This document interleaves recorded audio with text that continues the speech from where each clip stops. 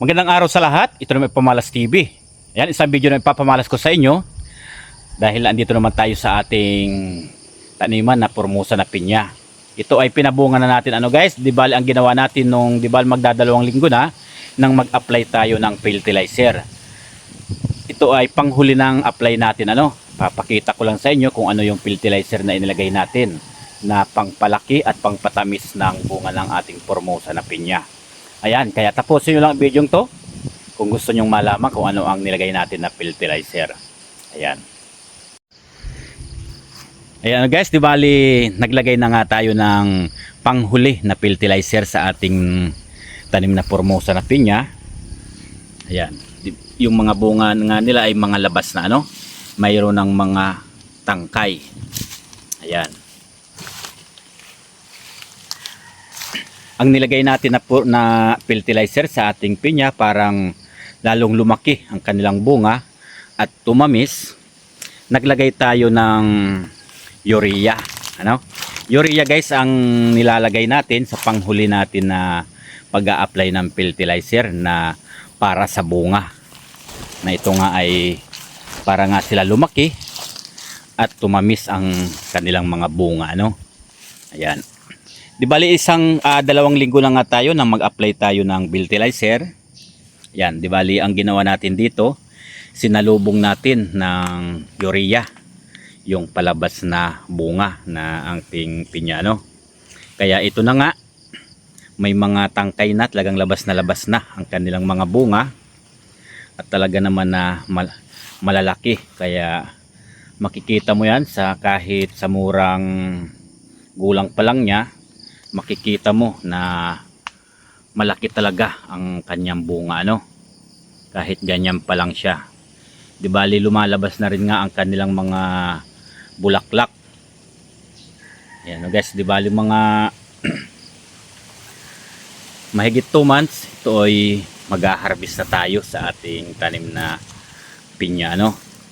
Ayan.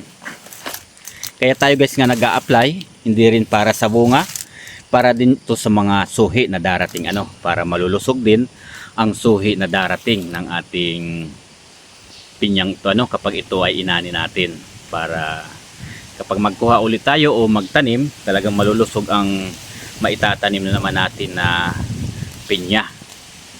Yan guys, hindi lang sa bunga at hindi lang sa pangpatamis, sa suhi na rin yan.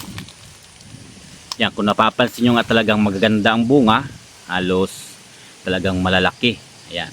Kapag ganyan guys ang laki ng bunga, makikita mo yan kahit yan mura pa lang, ibig sabihin yan ay talagang malalaki ang bunga dahil yan ay murang-mura pa o batang-bata pa, yan ay lalaki pa yan na maigi Ayan. Kaya yan. Sa susunod na pag-ani natin, di bali i-update ko na naman kayo guys sa ating pag-ani ng ating pinya. Dahil nga talagang pinya ay matagal, mula nung pagtanim ay talagang pinakita natin sa inyo kung paano tayo nagsimula na pagtanim dito ng ating pinya. Hanggang nga sa ngayon na nagpabunga tayo, nag-apply tayo.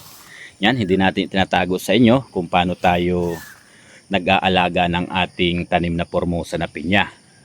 Para yung iba na gustong magtanim na gantong produkto o maging hanap buhay, makapagbigay naman tayo ng mga kaalaman sa ibang gustong magtanim ng gantong klaseng produkto na pinya. Talagang sasabihin ko sa inyo, talagang ang pinya ay matagal lang talagang mahigit 1 year bago tayo mag-ani dito kaya talagang tiyagaan lang at malaki-laki rin ang puhunan ng ating bibitawan kapag ganito ang ating itatanim, dahil sa tagal nga na pag-aantay natin baka tayo mainip. Kaya tiyagaan lang guys ang pagtatanim ng pinya ayan. Ayan guys, di bali yun nga, in-update ko lang kayo sa ating pag-apply ng fertilizer, kung paano tayo nag-apply dito na mula umpisa hanggang sa ngayon. Ayan. Di bali, 3 beses tayo nag-apply ng fertilizer mula nang itinanim natin ito ano. Depende rin kasi yan guys sa lupang ating pagtataniman. Kapag maganda ang pinya na ating pagtataniman, pwede rin na kahit 2 beses lang.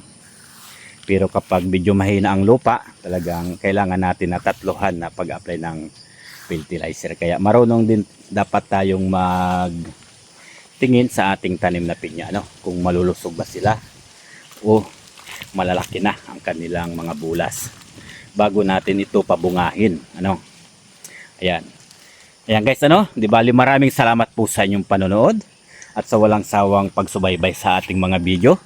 At maraming salamat din po sa mga sumusuporta sa ating mga video, ano? Hanggang dito lang guys ay Pumalas TV. Bye-bye!